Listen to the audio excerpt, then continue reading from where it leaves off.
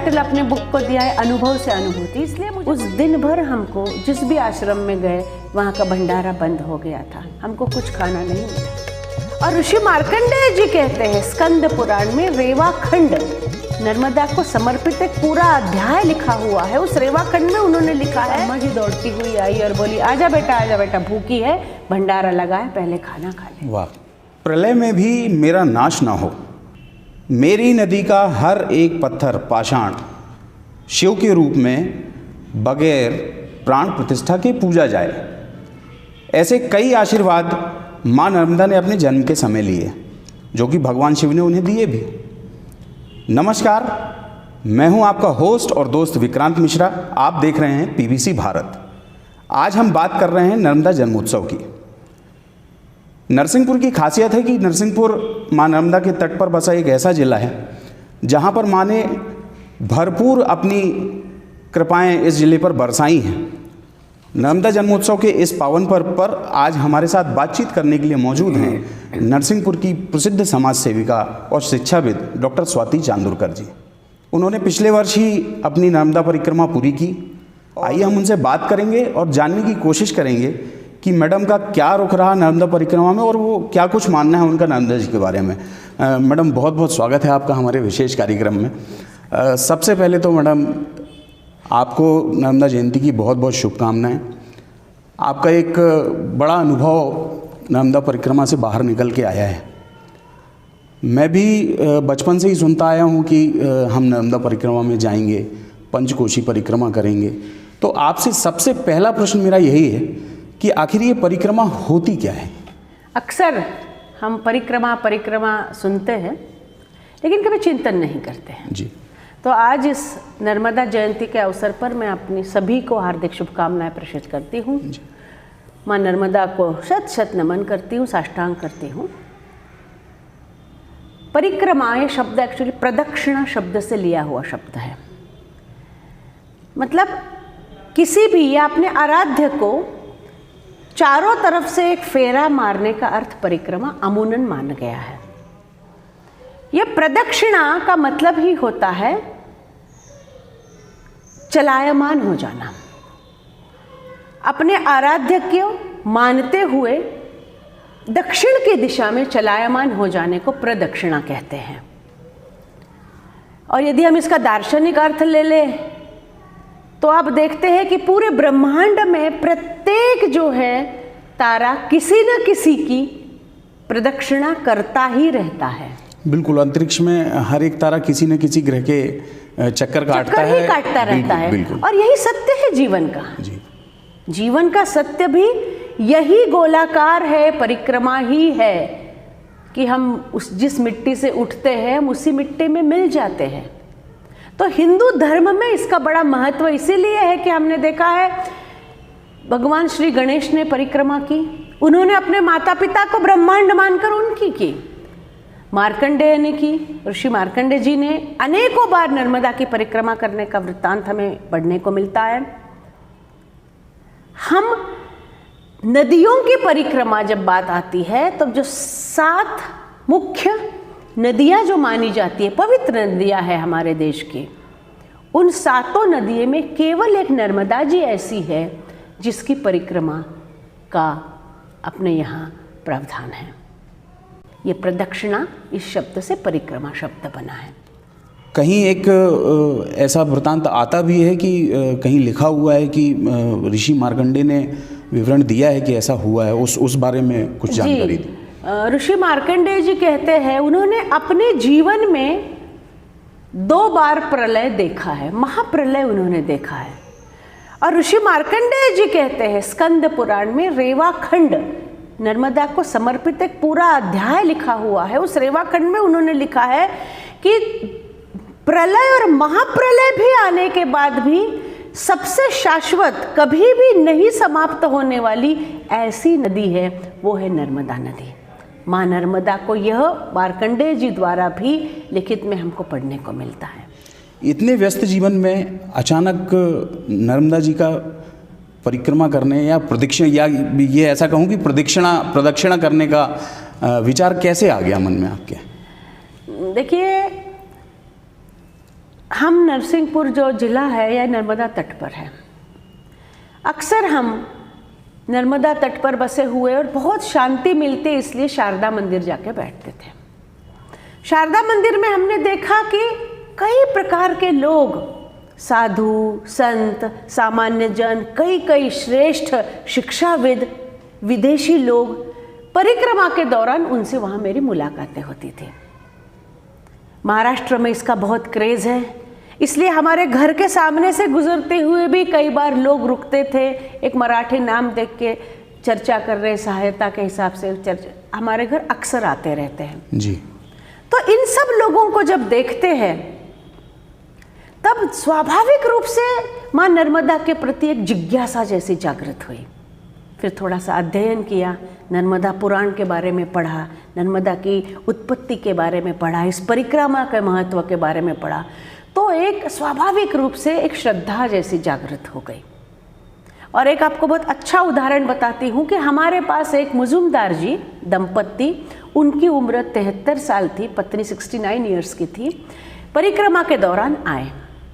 वो पूना से कहीं से मेरे परिचित थे, तो पूना से मेरे लिए फ़ोन आया कि वो निकले हुए हैं नर्मदा परिक्रमा करने, पागल जैसा पैदल निकला है, उसको तुम्हारा पता दिया है, तुम्हारे यहाँ आएंगे, उसका अभी बाईपास हुआ है, उनको पेसमेकर लगा है, तो बोले डॉक्टर साहब को कह दो इनके सारे रिपोर्ट्स की जांच करें, बोल दे कि सारी स्थितियाँ खराब है, और उनको बोले ट्रेन में बिठा के वापस भेजो।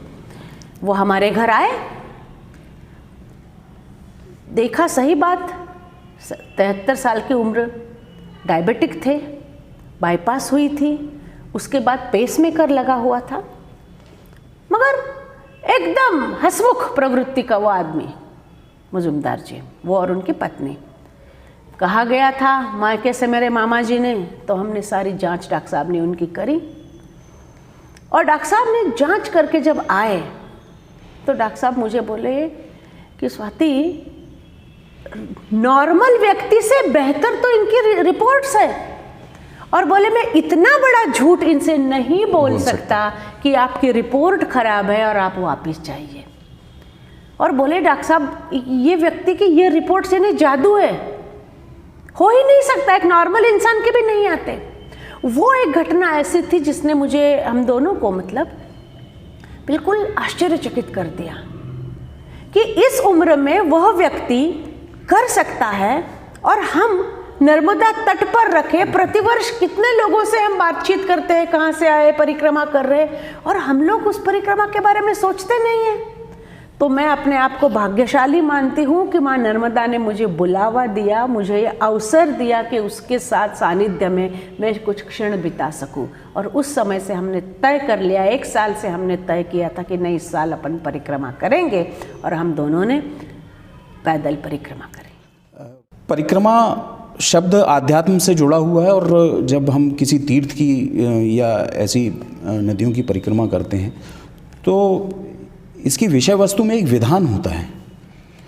तो माँ नर्मदा की परिक्रमा का मैडम विधान का वृतांत बताइए हमें कि कैसे होती है। हाँ, परिक्रमा आपने यदि ठान ली तो पहले तो होके रहती है जी। इसमें दृढ़ संकल्प की आवश्यकता निश्चित होती है, क्योंकि हम सब व्यस्त हैं, सबको अपने काम काज है, तो अपने सारे समय से समय निकालने के लिए दृढ़ संकल्प की आवश्यकता होती है। रही बात विधान की, तो अब समय बदल गया है। वैसे तो ये 3 वर्ष 3 महीने 3 दिन की परिक्रमा का एक प्रचलन था, जिसके अंतर जो परिक्रमा करता है वो प्रतिवर्ष 4 महीने का चातुर्मास का पालन करता है। जिस तट पे, जिस स्थान पर वो होता है, वो वहीं रुकता है।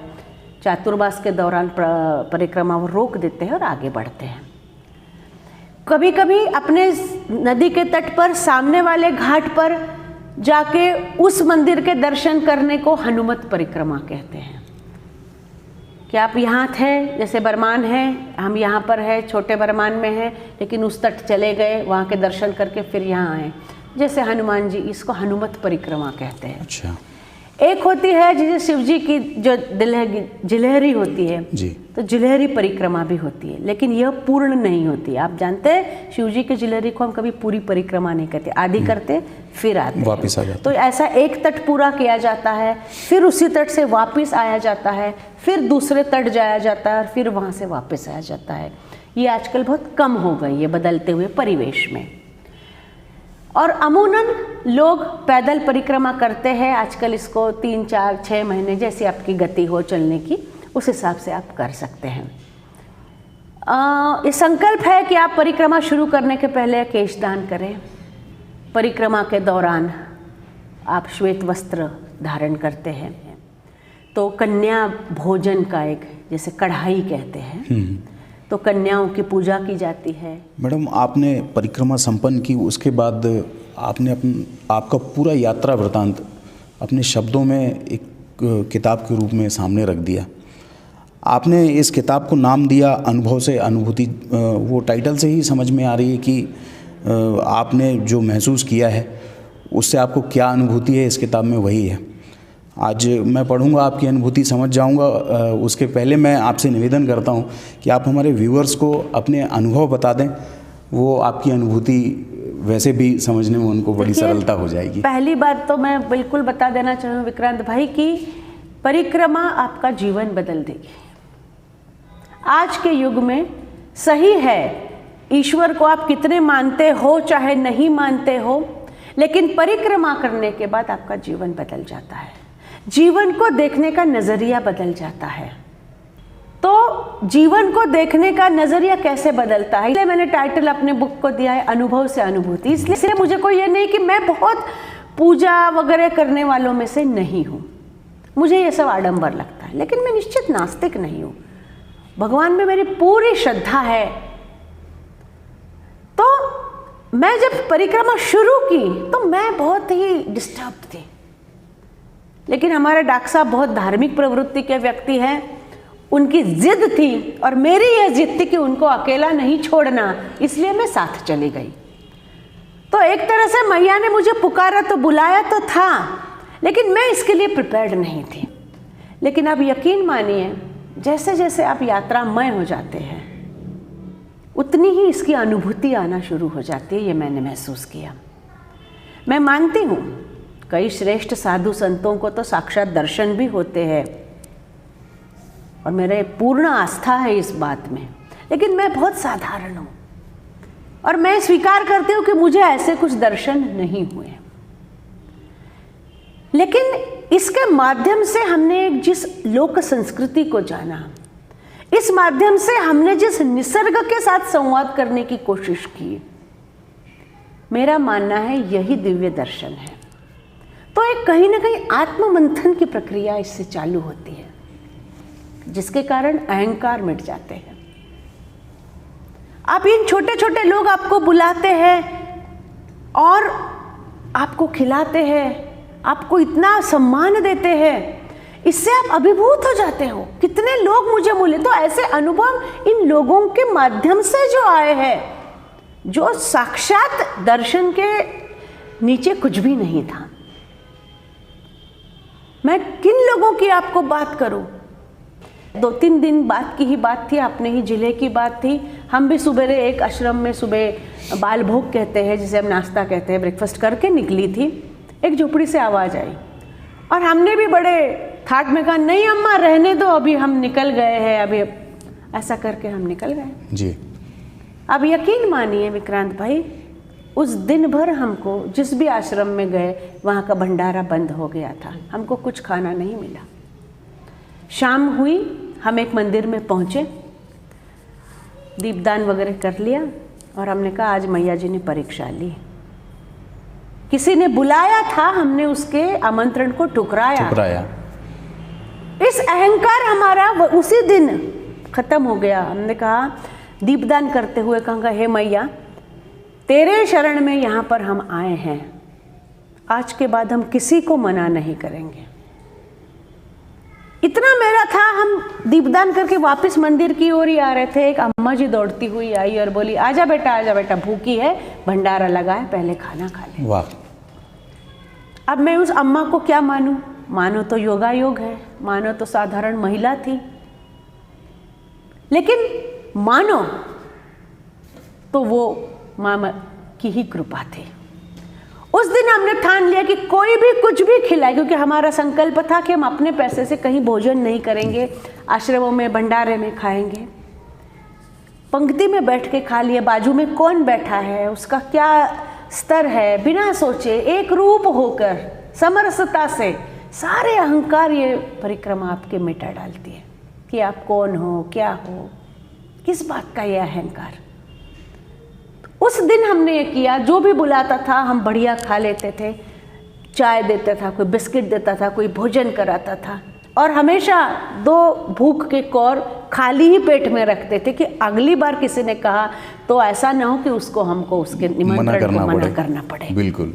लेकिन मैया की कृपा है, सारे नर्मदा भक्तों से मेरा ये कहना है कि मैया आपको कहीं पर भी भूखा नहीं रखती। और मुझे तो लगता है इतना चलने के बाद मैं वजन बढ़ा कर ही आई थी, एक दिन में 3-3 बार भोजन किया। तो यह सारे अनुभव आपको ऐसे आते हैं, इतने अच्छे लोग मिलते हैं कि ऐसा लगता है कि हम शायद गलत संगत में हैं। जो हम शहरों में बैठ के सोचते हैं अरे दुनिया बहुत ही स्वार्थी है, अरे दुनिया बहुत ही सेल्फ सेंटर्ड है, सब अपने फायदे के लिए जीते हैं, सब रिलेशंस आर्टिफिशियल है। ये जो बड़े शहरों में रह कर अपनी संगति का अपने ऊपर विचारों पर असर होता है ना, ये सब खत्म हो जाता है और आप मानने लगते हैं कि दुनिया में अच्छे लोग ज़्यादा है, इसलिए ये दुनिया चल रही है। बिल्कुल सही कहा आपने कि दुनिया में अच्छे लोग ज़्यादा हैं, इसीलिए दुनिया चल रही है। आपके बताए अनुभव में भी कहीं ना कहीं ये बात सामने निकल के आ रही है कि आपने कहा कि कई लोगों को दर्शन भी हुए हैं माँ के। तो मुझे तो मैम ये लगता है कि जब आपने हमें बताया कि आपने उसके आमंत्रण को ठुकराया और दिन भर आपको भोजन प्राप्त नहीं और शाम को जब आपने दीपदान किया, माँ से क्षमा मांगी उस काम के लिए, अपने अहंकार को आपने दीपदान के साथ माँ नर्मदा में अर्पण कर दिया और तत्काल आपको एक वृद्ध महिला ने भोजन के लिए पुनः आमंत्रण कर दिया। तो मुझे तो ये लगता है कि वही वृद्ध महिला माँ नर्मदा के स्वरूप में शायद आपके सामने आ गई थी और यही आपके अनुभव आपकी अनुभूति को प्रकट कर रहे हैं। और इतनी ही बातों से आपने अपनी किताब में क्या लिखा है ये वृतांत समझ सकता हूँ मैं।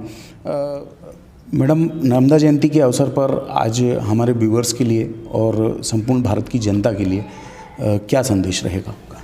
सबसे पहले तो ना आज नर्मदा जयंती के इस अवसर पर माँ नर्मदा की असीम कृपा आप सब पर बनी रहे, यही मैं माँ नर्मदा से प्रार्थना करती हूँ।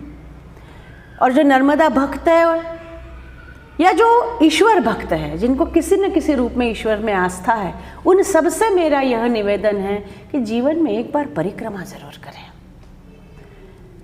चाहे जैसी बने।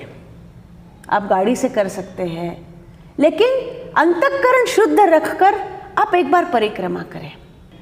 तो सारे भक्तों से मेरा निवेदन है जो परिक्रमा करते हैं कि यथासंभव हम घाटों को स्वच्छ रखें। जो इस महा अविरल इसकी धारा है उसको शुद्ध रखने का हम प्रयास करें। माँ नर्मदा जयंती पर हम वहाँ अक्सर देखते हैं कि भगवान के नाम पर उसमें नहाते हैं, शैम्पू लगाते हैं, वही उसका सब कागज़ पत्ती छोड़ देते हैं। तो ऐसा व्यवहार ना करें, लेकिन जो भी ईश्वर में आस्था रखता है आप परिक्रमा जरूर कीजिए। नर्मदा आपको साक्षात मिलेगी, आपका जीवन बदल जाएगा। यही मेरी आप सबसे निवेदन है। मैडम, आज इतने अच्छे विषय पर इतनी सकारात्मक चर्चा करने के लिए मैं आपका पीबीसी भारत की ओर से बहुत बहुत आभार व्यक्त करता हूं और उम्मीद करता हूं कि आज नर्मदा जयंती के अवसर पर हमारे सभी व्यूअर्स को हमारी ये बातचीत बहुत पसंद आई होगी। और पुनः मेरा आप लोगों से निवेदन है कि नर्मदा घाटों को साफ रखें ताकि माँ नर्मदा का अविरल जल हम हमेशा हमें प्राप्त होता रहे, उनका आशीर्वाद हमेशा प्राप्त होता रहे हमसे। दोस्तों, नर्मदा परिक्रमा पर और नर्मदा जयंती पर आज मैडम से हमारी बहुत सकारात्मक बात हुई। उन्होंने अनुभव से अनुभूति तक जो किताब लिखी है, और यदि आप उस किताब को पढ़ना चाहते हैं, मैडम के यात्रा वृत्तांत को देखना और उनसे कुछ सीखना चाहते हैं, तो ये किताब आपको प्राप्त हो जाएगी।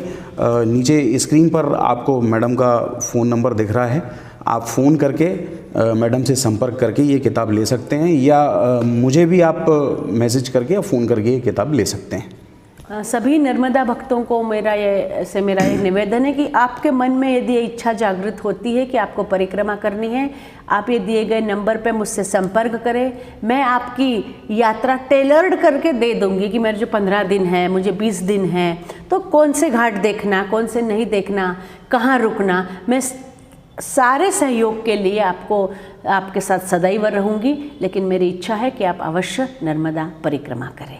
हमसे जुड़े रहने के लिए आज ही हमारा चैनल सब्सक्राइब करिए और देखते रहिए PBC भारत। धन्यवाद।